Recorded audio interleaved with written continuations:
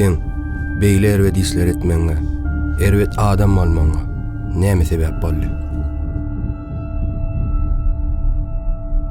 Meniň çağalygym agyr geçdi. Kakam günne içip gelip ejemi urardy. Şeýle durmuşda ulalan çağa başga nähil adam bolmam mümkin. Sen şeýle halal insan bolmaňa, şu derejelere ýetmeňe näme sebäp boldy? Men çağalygym agyr geçdi. Kakam günne içip gelip ejem urgulyny urardy. Şol agyr geçmiş ömrüme sapak boldy.